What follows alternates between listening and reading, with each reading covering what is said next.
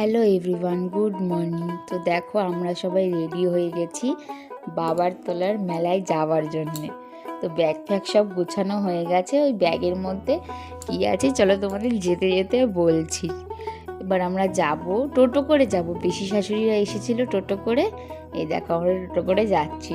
এটা একটা আমার দাদার ছেলে, ওর নাম হচ্ছে শুভ। আমার খুব ভালো লাগে, মিষ্টি না দেখতে? তোমরা কমেন্ট করে জানিও, ঠিক আছে? তো এবার দেখো আমরা টোটো করে যাচ্ছি।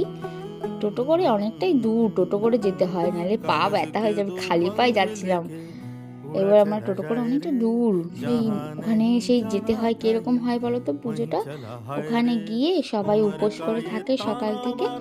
তো ওখানে গিয়ে সবাই পুজো দিয়ে বাড়ি থেকে খাবার, মুড়ি, তারপরে বেগুনি, ঘুগনি, যে যেরকম পারে লুচি তরকারি করে নিয়ে যেতে হয়। তো নিয়ে গিয়ে ওখানে পুজো দিয়ে খায়।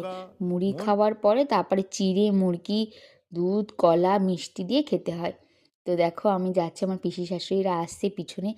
এত ভিড় হয়েছিল, আমি কোনো দিন এরকম মেলা দেখিনি। মানে এতটা ভিড়, শুধু মানুষ পুজো দিয়ে খাওয়ার জন্যে, মানে ওখানে খেতে হয় বলে সবাই, আমাদের ওখানে সবাই গেছিল, সবাই আমাদের এখানকার, মানে পাড়ার কোনো, গ্রামের কোনো লোক বাড়িতে ছিল না সেদিনকার, সবাই ওখানেই ছিল।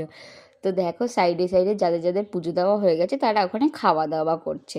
আর আমরা এখন সবাই যাচ্ছি ওইদিকে পুরো মাঠ ভর্তি লোক, জায়গা নেই, লোকের পা দেওয়ার পর্যন্ত জায়গা নেই, একটা মশা গলার পর্যন্ত জায়গা নেই ভাই।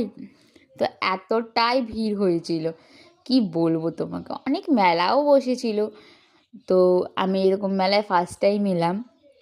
আমার খুবই ভালো লেগেছে পুজো দিয়ে, খুব সুন্দর জায়গাটা।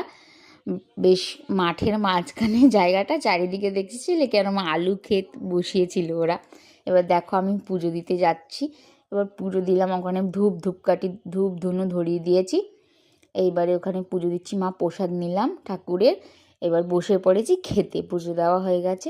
এই দেখো আমরা মুড়ি, ঘুগনি, বেগুনি খেলাম। এবার চিড়ে, মুরগি, মিষ্টি আর কলা দিয়ে, দুধ দিয়ে খেতে হয়। খেলে তারপরে মানে পুজোটা হয়। সবাই খায় এখানে উপোস করার পরে। তো আমরা একটু মেলা ঘুরতে গেছিলাম। আমি জিনিসপত্র কিনলাম, কিছুই জিলাপি টিলাপি কিনেছি, এমনি কিছু কিনিনি।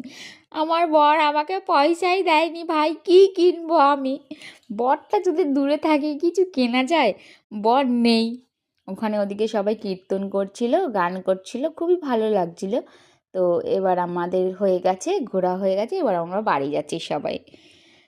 এবার ব্লগটা বলো কেমন হয়েছে, ওকে?